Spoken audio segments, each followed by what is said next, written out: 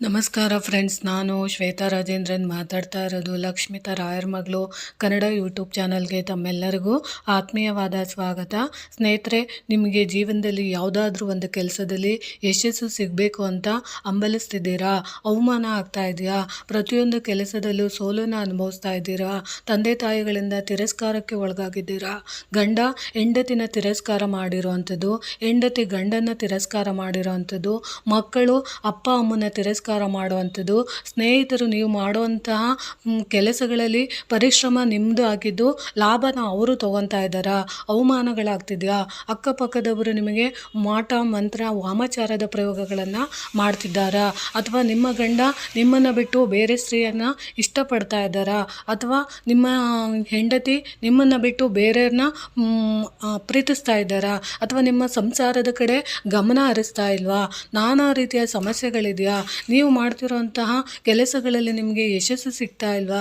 ಇಷ್ಟೆಲ್ಲ ಇದೆ ಅಂತ ಅನಿಸಿದ್ರೆ ಖಂಡಿತವಾಗ್ಲೂ ಆ ನೋವುಗಳಿಂದ ನೀವು ಆಚೆ ಬರಬೇಕು ಅಂತಂದರೆ ಪ್ರತಿದಿನ ನಾನು ಹೇಳುವಂತಹ ಇದೊಂದು ಸಣ್ಣ ಉಪಾಯನ ಖಂಡಿತವಾಗ್ಲೂ ಮಾಡ್ಕೊಳ್ಳಿ. ಯಾಕಂದರೆ ನಮ್ಮ ದೇಹದಲ್ಲಿ ನಡೀತಾ ಇರುವಂತಹ ಇಷ್ಟು ತರಂಗಗಳ ನಡುವೆ ನಮ್ಮ ನೋವುಗಳು ಒಂದು ಶಾಪಗಳಾಗಿರ್ಬೋದು, ಅಥವಾ ನಮಗೆ ಗೊತ್ತಿಲ್ಲದಿರೋ ದೃಷ್ಟಿಯಲ್ಲಿ ಕೆಟ್ಟ ಕಣ್ಣಿನ ದೃಷ್ಟಿಗಳಿರ್ಬೋದು, ನಮಗೆ ಗೊತ್ತಿಲ್ಲದಿದ್ದಂಗೆ ನಮ್ಮ ವಿರುದ್ಧ ಪಿತೂರಿಗಳನ್ನು ಮಾಡಿರೋ ಅಂತಹ ಜನಗಳ ಮಧ್ಯೆ ನಾವು ವಾಸ ಮಾಡ್ತಾ ಇರ್ಬೋದು.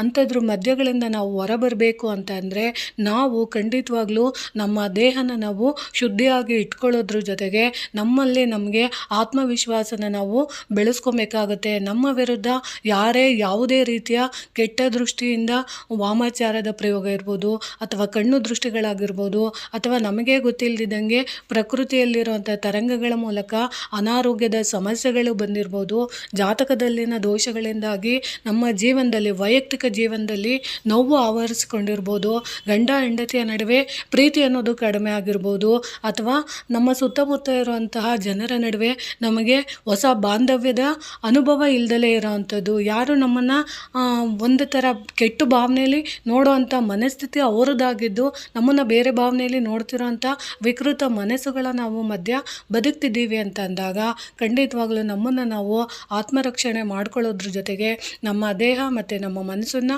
ಶುದ್ಧಿಯಾಗಿ ಇಟ್ಕೊಬೇಕು ಅಂತಂದರೆ ಪ್ರತಿದಿನ ನಾವು ನಮ್ಮ ದೇಹನ ನಾವು ಮಾಡುವಂಥ ಕೆಲಸಕ್ಕೆ ಸಿದ್ಧತೆ ಮಾಡ್ಕೊಬೇಕು.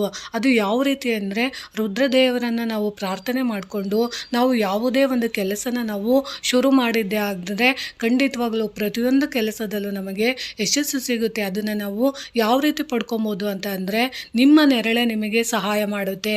ಇದು ಯಾವ ರೀತಿ ಅಂತ ಅಂದರೆ ನಮ್ಮ ದೇಹ ಬಂದು ಯಾವಾಗಲೂ ದೇವರು ರಚಿಸಿರುವಂತಹ ಈ ದೇಹ ಆಗಿರುತ್ತೆ. ಇಂತಹ ದೇವರಲ್ಲಿ ನಾವು ನಮ್ಮ ದೇಹನ ನಾವು ಪ್ರಾರ್ಥನೆ ಮಾಡ್ಕೊಬೇಕು. ಅದರಲ್ಲೂ ರುದ್ರದೇವನ ನಾವು ಪ್ರಾರ್ಥನೆ ಮಾಡಬೇಕು. ಯಾಕಂದರೆ ರುದ್ರದೇವರನ್ನು ನಾವು ಪ್ರಾರ್ಥನೆ ಮಾಡಿದಾಗ ಖಂಡಿತವಾಗ್ಲೂ ನಮ್ಮ ದೇಹದಲ್ಲಿರುವಂಥ ರಕ್ತ ಇರ್ಬೋದು, ಮಾಂಸ ಇರ್ಬೋದು, ಅಥವಾ ನಮ್ಮ ದೇಹದ ಅಂಗಾಂಗಗಳಿರ್ಬೋದು, ಅದೆಲ್ಲವನ್ನು ನಾವು ನಮ್ಮ ಪ್ರಕೃತಿಯ ಜೊತೆ ನಾವು ಪ್ರಾರ್ಥನೆ ಮಾಡಿ ಅದಕ್ಕೆ ಒಪ್ಪಿಸಿದಾಗ ಖಂಡಿತವಾಗ್ಲೂ ನಮ್ಮಲ್ಲಿ ಇರುವಂಥ ನಕಾರಾತ್ಮಕ ಶಕ್ತಿ ಇರ್ಬೋದು, ಋಣಬಾಧೆಗಳಿರ್ಬೋದು, ಶಾಪಗಳಿರ್ಬೋದು, ಕೆಟ್ಟ ದೃಷ್ಟಿ ದೋಷಗಳಿರ್ಬೋದು, ಅದೆಲ್ಲ ನಿವಾರಣೆ ಆಗೋದಕ್ಕೆ ತುಂಬಾ ಸಹಾಯ ಮಾಡುತ್ತೆ.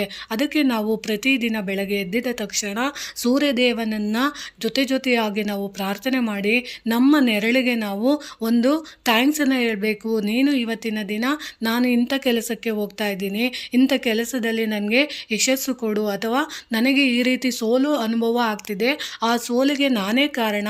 ಅಂಥ ಸೋಲಿಂದ ಹೊರಬಂದು ನಾನು ಗೆಲುವಿನ ಕಡೆ ಸಾಧಿಸೋದಕ್ಕೆ ನೀನು ನನಗೆ ಶಕ್ತಿಯಾಗಿ ಪ್ರೋತ್ಸಾಹ ಕೊಡು ಅಂತೇಳಿ ನಿಮ್ಮ ದೇಹಕ್ಕೆ ನೀವು ಪ್ರತಿದಿನ ಈ ಮಾತನ್ನು ನೀವು ಹೇಳ್ಕೊಳ್ಳೋದಕ್ಕೆ ಶುರು ಮಾಡಬೇಕು.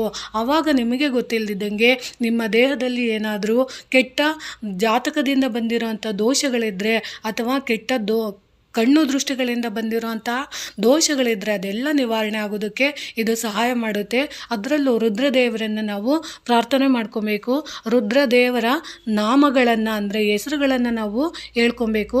ಅದು ಯಾವ್ಯಾವು ಅಂತಂದರೆ, ಒಂದನೇದು ಬಂದು ನೋಡಿ ಕಪಾಲಿ ಅಂತ ನೀವು ಹೇಳ್ಕೊಬೇಕು, ಎರಡನೇದು ಬಂದು ಪಿಂಗಾಲ ಅಂತ ಹೇಳ್ಕೊಬೇಕು, ಮೂರನೇದು ಬಂದು ಭೀಮ ಅಂತ ಹೇಳ್ಕೊಬೇಕು, ನಾಲ್ಕನೇದು ಬಂದು ವಿರೂಪಾಕ್ಷ ಅಂತ ಹೇಳ್ಕೊಬೇಕು, 5 ವಿಲೋಹಿತ ಅಂತ ಹೇಳ್ಕೊಬೇಕು, 6 ಬಂದು ಶಾಸ್ತ್ರ ಅಂತ ಇರುತ್ತೆ, 7ನೇದು ಬಂದು ಅಜಪಾದ ಅಂತ ಇರುತ್ತೆ, 8ನೇದು ಬಂದು ಅಹಿರ್ಬೃಜ್ಞ ಅಂತ ಇರುತ್ತೆ, 9ನೇದು ಬಂದು ಶಂಭು ಆಗಿರುತ್ತೆ, 10ನೇದು ಬಂದು ಚಂದ ಆಗಿರುತ್ತೆ, 11ನೇದು ಭಾವ ಆಗಿರುತ್ತೆ. ಈ 11 ಹೆಸರುಗಳನ್ನು ನೀವು ಪ್ರತಿದಿನ ನೀವು ಹೇಳ್ಕೊಂಡು ನಿಮ್ಮ ನೆರಳು ಅಂದರೆ ಸೂರ್ಯ ಉದಯಿಸೋ ಅಂತಹ ಪೂರ್ವಾಭಿಮುಖವಾಗಿ ನಿಮ್ಮ ದೇಹನ ನೀವು ನಿಲ್ಲಿಸ್ಕೊಂಡು ಪ್ರಾರ್ಥನೆ ಮಾಡ್ಕೊಬೇಕು. ಓಂ ಸೂರ್ಯ ದೇವಾಯ ನಮಃ ಅಂತೇಳಿ, ಓಂ ರುದ್ರಾಯ ನಮಃ ಅಂತ ನೀವು ಹೇಳ್ಕೊಂಡು ನಿಮ್ಮ ನೆರಳು ಅಂದರೆ ನಿಮ್ಮ ಶಾಡೋ ಬೀಳುತ್ತಲ್ಲ, ಆ ಶಾಡೋಗೆ ನೀವು ಹೇಳಬೇಕು, ನಾನು ಇವತ್ತಿನ ದಿನ ಇಂಥ ಕೆಲಸನ ಮಾಡೋಕ್ಕೆ ಶುರು ಮಾಡಿದ್ದೀನಿ, ಆ ಕೆಲಸದಲ್ಲಿ ನನಗೆ ಯಶಸ್ಸು ಕೊಡು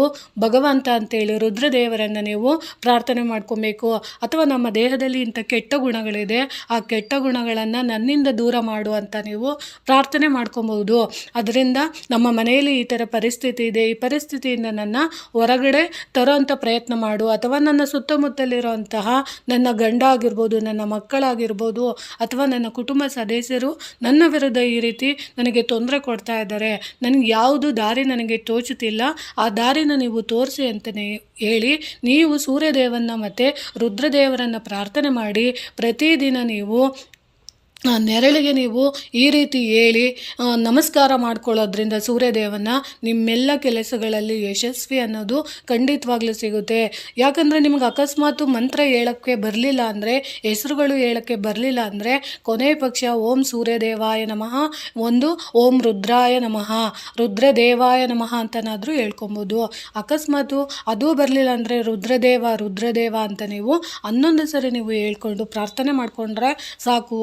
ನಿಮಗೆ ಯಾವುದೇ ಒಂದು ಕೆಲಸದಲ್ಲಿ ಜಾಬ್ ಇರ್ಬೋದು, ಆರೋಗ್ಯ ಇರ್ಬೋದು, ಅಥವಾ ನಿಮಗೆ ನೀವು ಮಾಡ್ತಿರೋಂತಹ ಕೆಲಸಗಳಲ್ಲಿ ನೀವು ಸೋತಿದ್ರೆ ಆ ಸೋತ ಜಾಗದಲ್ಲಿ ನೀವು ಗೆಲ್ಲೋ ಅಂಥದ್ದಾಗ್ಬೋದು. ಅಥವಾ ನಿಮಗೆ ಗೊತ್ತಿಲ್ಲದಿದ್ದಂಗೆ ನಿಮ್ಮ ಮನೆಯವರು ನಿಮಗೆ ಗೊತ್ತಿಲ್ಲದಿದ್ದಂಗೆ ನಿಮ್ಮ ವಿರುದ್ಧ ಏನಾದರೂ ಷಡ್ಯಂತ್ರಗಳನ್ನು ಮಾಡಿದರೆ ಅದು ನಿಮ್ಮ ದೇಹಕ್ಕೆ ತಾಟೋದಿಲ್ಲ. ಆ ರೀತಿ ನೀವು ಮಾಡ್ಕೊಬೋದು. ಅದಕ್ಕೆ ನಾವು ಯಾವಾಗಲೂ ಸೂರ್ಯದೇವನನ್ನು ಪ್ರಾರ್ಥನೆ ಮಾಡ್ಕೊಬೇಕು, ರುದ್ರದೇವರನ್ನು ಪ್ರಾರ್ಥನೆ ಮಾಡ್ಕೊಬೋದು. ಇನ್ನು ಹೆಣ್ಮಕ್ಳು ಕೇಳ್ಬೋದು, ನಾವು ಮಾಡ್ಬೋದಾ ಅಂತ. ಪ್ರತಿಯೊಂದು ಹೆಣ್ಣು ಕೂಡ ಮಾಡ್ಬೋದು, ಮಕ್ಕಳು ಕೂಡ ಮಾಡ್ಬೋದು.